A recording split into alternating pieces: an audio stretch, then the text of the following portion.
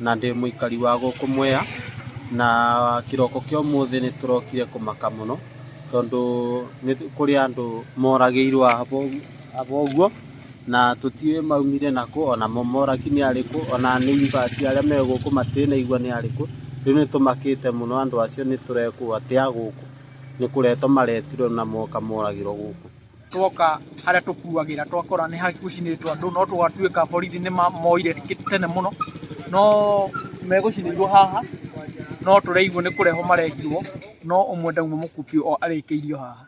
Tukaenda pale tukapata ni ukweli na watu wawili vijana kidogo ya makamu chini ya miaka 30 wameuawa, mmoja amechomwa, mwingine ametupwa kwa mtaro.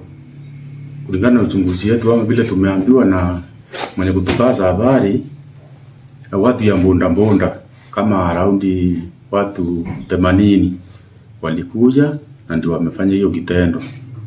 Wanasema hao ni wezi ya mbunda, lakini kwa hiyo hapo kwa sini kuna mbunda tumepata, lakini hiyo miili tumetoa hapo tukapeleka moshari. Kuanzia sasa hivi polisi wanaendelea na uchunguzi ya kujua ni nini chanzo ya hiyo mauaji.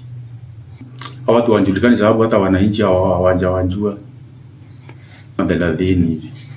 Ile ya kwamba tungehimiza wananchi wasichukue sheria kwa mikono yao, wakiwa na information yote wapate kwa polisi.